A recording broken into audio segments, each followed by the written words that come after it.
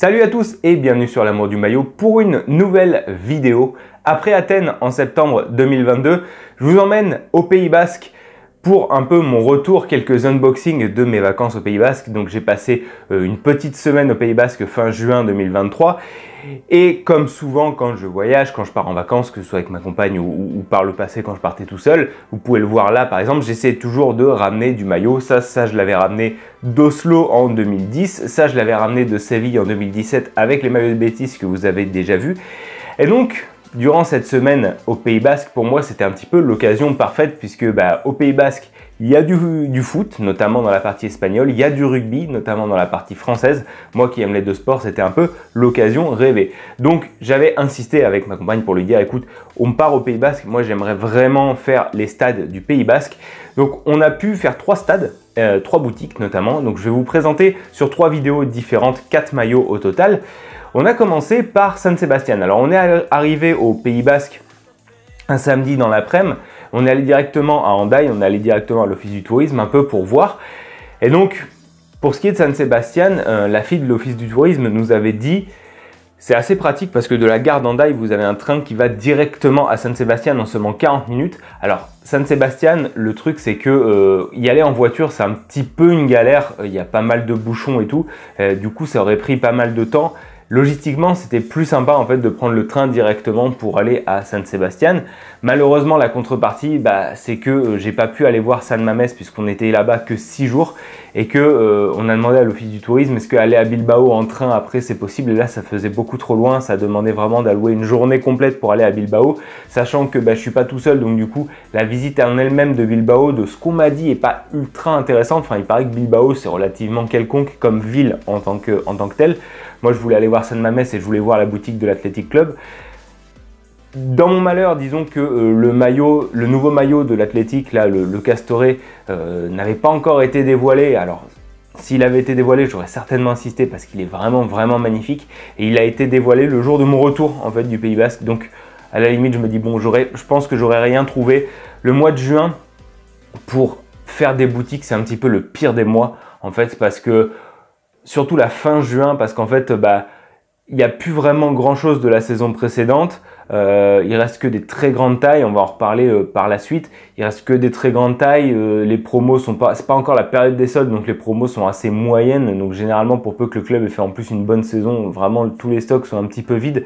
Les nouvelles collections sont pas nécessairement encore arrivées, d'autant plus si un club change d'équipementier, comme c'était le cas avec l'Athletic à Bilbao notamment, où quand vous changez d'équipementier, généralement, si vous avez du bol, c'est au 1er juillet que tout est dévoilé, sinon ça peut être au 1er août ou alors à la mi-juillet. Donc c'est un petit peu délicat, mais généralement c'est autour du 1er juillet.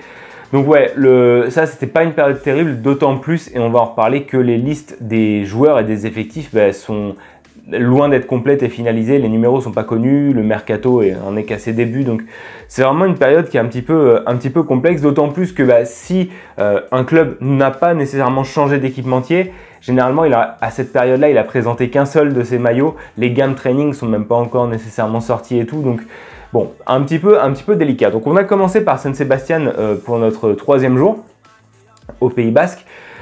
Donc en allant en train, en fait c'est très pratique si jamais vous êtes à Hendaye. Je pense que ce train il va un peu plus avant Hendaye si vous partez du Pays Basque, mais je vais vous donner quelques petits conseils, notamment, alors le train coûte vraiment pas cher du tout, c'est 2 € je crois ou quelque chose comme ça. En 40 minutes vous y êtes, c'est 2 € pour aller du Pays Basque français à San Sebastián, mais à l'intérieur de San Sebastián c'est encore moins cher, à l'intérieur du Pays Basque espagnol.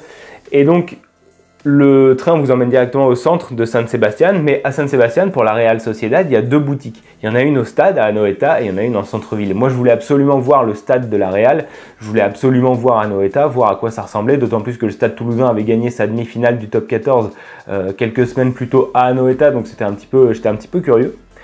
Et donc, vous descendez à Anoeta, en fait, c'est l'avant-dernier arrêt, tout simplement. Et là, vous sortez du métro et vous tombez littéralement sur le stade. En fait, vous ne pouvez pas être plus devant le stade que ça. Alors, le stade, j'en ai été un petit peu déçu. C'est un joli stade qui est assez grand, mais il manque quand même beaucoup de charme, d'autant plus qu'en fait, il n'y a rien autour. C'est vraiment, vous sortez du métro et vous tombez sur le stade. Donc, en soi, en fait, il n'y a pas d'animation. Par exemple, pour ceux qui connaissent le Stadium à Toulouse, le stade est assez grand. Il a une architecture qui lui est propre, donc on aime ou on n'aime pas. Mais disons qu'autour, en fait, il est disposé de façon à avoir une petite... il y a une petite esplanade, donc les jours de match, il y a beaucoup d'animations en fait autour du stade. Quand on arrive, c'est assez cool. C'est une sorte de petit labyrinthe en fait. Quand on arrive du stade, on est obligé de traverser, de descendre. Enfin, c'est assez chouette. Là, vraiment, boum, vous sortez, vous y êtes. Vous pouvez pas le louper. Alors, ça reste un joli stade qui ressemble à tous les stades modernes actuels. Hein. C'est un grand dôme en fait de la couleur bleue de la Sociedad, donc c'est la Real Arena. Par contre, boutique très grande boutique vitrée, très jolie, vraiment très jolie. Alors, particularité, ça c'est un détail, ça sert un petit peu à rien, mais vous rentrez dans les boutiques de la Real, ça sent super bon. Limite trop en fait, il diffuse un parfum qui est assez spécial. Donc vous rentrez dans la boutique, elle est très belle, très bien faite, très propre. Donc c'est Macron, hein, l'équipementier de la Real. Et donc vous avez, tout est présenté. Donc là, vous allez voir un petit peu ce que je vous ai ramené, mais tout est présenté. Vous avez vraiment un grand comptoir et tout. Donc c'est le premier truc qu'on a fait en arrivant. Et bon, je visite un peu. Je me suis dit, je vais encore rien prendre parce que je sais qu'il y a une autre boutique en centre-ville, voir si ça se trouve là-bas, ils ont d'autres promos, ils ont d'autres stocks, ça va être un petit peu différent. Donc ce qu'on a fait en fait, c'est que du stade, donc on y allait dès le matin, hein, du stade, on est arrivé à l'ouverture de la boutique un petit peu après, vers 10h30.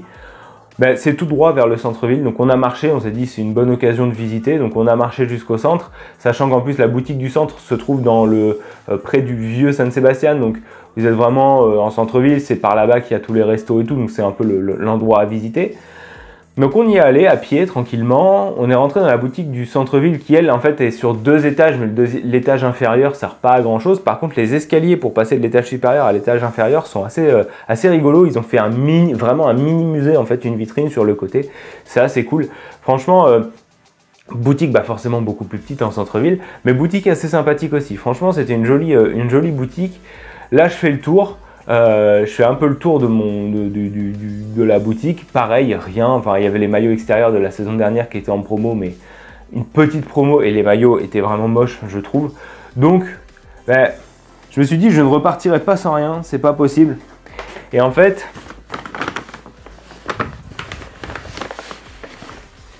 j'ai tout simplement ramené le nouveau maillot domicile de la Real. Alors, un maillot inspiré de l'art graphique qui apparemment fait partie du patrimoine culturel de la ville. Voilà, donc maillot très original. Un maillot sur lequel j'ai été très mitigé. Je le suis encore un petit peu parce que je l'aime bien, mais c'est pas un coup de cœur. Je suis très content du fait qu'il soit sans sponsor devant par contre. Donc vous avez le nouveau badge de la Liga dessus. Voilà, donc c'était aussi l'occasion. Donc vraiment ce maillot-là, il a été dévoilé pour le coup 2 semaines avant que j'y aille, je crois. Donc il a été porté pour la dernière journée de Liga, donc encore avec l'ancien patch et l'ancienne typo de flocage.